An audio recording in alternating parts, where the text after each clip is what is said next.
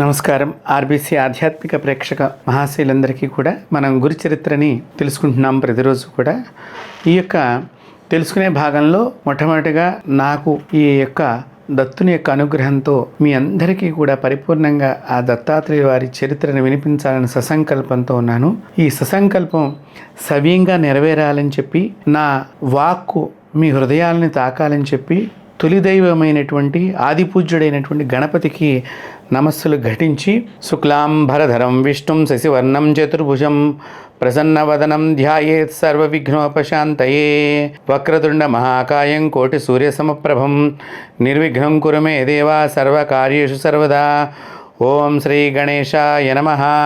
ఆ ఆదిపూజ్యుడైనటువంటి ఆ గణపతి అనుగ్రహం నాకు పరిపూర్ణంగా కలిగి, మీ అందరి హృదయాల్లో ఆ దత్తుడి యొక్క చరిత్ర నింపే ప్రయత్నంలో నాకు ఎటువంటి ఆటంకాలు రాకుండా ఆ గణపతి ఆశీస్సులు ఎల్లప్పుడూ ఉండాలని చెప్పి నేను స్వామివారిని ప్రార్థిస్తూ, ఈ యొక్క దత్తుడి యొక్క చరిత్రను చెప్పేటువంటి క్రమంలో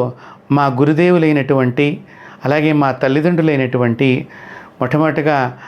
నన్ను కన్నా మా అమ్మా నాన్నల యొక్క పాదపద్మాలకు అనేక నమస్కారాలు తెలియచేసుకుంటూ, అలాగే మా గురుదేవులైనటువంటి హంపి విరూపాక్ష విద్యారణ్య మహాపీఠాధిపతులు బ్రహ్మీభూతులైనటువంటి శ్రీ శ్రీ శ్రీ మదవినోద్దండ నృసింహ భారతి మహాస్వామి వారి పాద పద్మాలకు అనేక నమస్సులు ఘటించి, అలాగే నేను నా నిజ జీవితంలో చాలామంది గురుదేవుల యొక్క దర్శనాన్ని చేసుకున్నాను. దానిలో శృంగేరి పీఠము, అలాగే కంచి కామకోటి పీఠము, అలాగే పూరి శంకరాచార్యుల వారి పీఠము, ఇలాంటి పీఠాలతో పాటు కురతాళ పీఠము, అలాగే గురు మదనానంద సరస్వతి పీఠము, పుష్పగిరి పీఠము ఇత్యాది పీఠాలతో పాటు అనేక మంది నాగ సాధువులని, అఘోర సాధకులని, అలాగే అనేక మంది తంత్ర మంత్ర యంత్ర ఉపాసకుల్ని, అంతేకాకుండా ఆ అమ్మవారికి సంబంధించినటువంటి అనేక దేవతా ఉపాసన కలిగినటువంటి శ్రీమతి ధనలక్ష్మి గారు, అలాగే ఆ అమ్మవారి ఉపాసకులైనటువంటి బిజుమళ్ళ సూర్యనారాయణ శర్మ సిద్ధాంతి గారిని, అలాగే అనేక మంది నా యొక్క ఈ ప్రయాణంలో అనేక మంది, ధూళిపాళ అనేటువంటి సూర్యనారాయణ గారు వారు, అలాగే అనేక మంది గురువులను, నేను ఒక్కరిని కాదు, నా జీవితంలో అనేక మంది గురువుల యొక్క దర్శనం చేతనే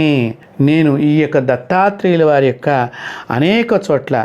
అనేక ప్రదేశాలలో దత్తాత్రేయుల వారి యొక్క విగ్రహ ప్రతిష్టని,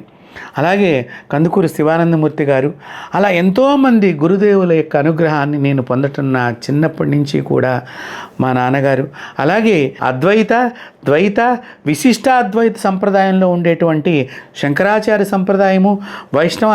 రామానుజాచార్య సంప్రదాయం, మధ్వాచార్య సంప్రదాయంలో ఉన్న అనేక మంది పీఠాధిపతులను దర్శనం చేసుకుంటాము. అంతేకాకుండా నేను నా ప్రయాణంలో అనేక మంది మంత్ర సాధకులని కూడా నేను తెలుసుకోవటం, ఇదంతా కూడా జరిగింది. అలాంటి శుభ సందర్భంలో వారి ఆశీస్సులు అన్నీ కూడా ఇప్పుడు నాకు లభించి, ఈ గురుచరిత్ర, గురువు అంటేనే అజ్ఞానాన్ని పోగొట్టేటువంటి వాడు, గాఢమైనటువంటి అజ్ఞానం అంటే చిమ్ము చీకటిని ఎలా, గాఢమైనటువంటి చీకటి ఎలాగైతే పోగొట్టాలి అంటే అక్కడ ఒక వెలుగు కావాలో, ఈ జీవిత ప్రయాణంలో, ఈ జీవితము అంటే ఈ శరీరంతో కూడినది ఒక్కటే కాదు, ఆత్మ జ్ఞానాన్ని పొందేటువంటి క్రమంలో ఈ చీకటిని పోగొట్టేటువంటికి, ఈ జీవనంలో మనకి జ్ఞానభిక్షను పెట్టేటువంటి ఆ గురుదేవులందరి ఆశీస్సులు మనకి కలిగి, నా ద్వారా మీ అందరికీ కూడా ఆ గురుదేవుల యొక్క ఆశీస్సులు మీరు కూడా పొంది, ఈ గురుభక్తి ద్వారా మీ యొక్క జన్మను సార్థకత చేసుకోవాలి అని చెప్పి నేను కోరుకుంటున్నాను. దీనిలో ఈ గురులీలామృతాన్ని తెలుగులో రాసినప్పుడు శ్రీ ఇసుకపల్లి సంజీవ శర్మ గారు, వారి గురువు గారైనటువంటి కంచి కామకోటి పీఠాధిపతులైనటువంటి నడిచే దైవం, వారిని చూస్తేనే చాలు దేవుణ్ణి చూసినట్లుగా అందరూ సంతోషంగా పొందేటువంటి పరమ పూజ్య పరమహంస పరివిరాజకాచార్యులైనటువంటి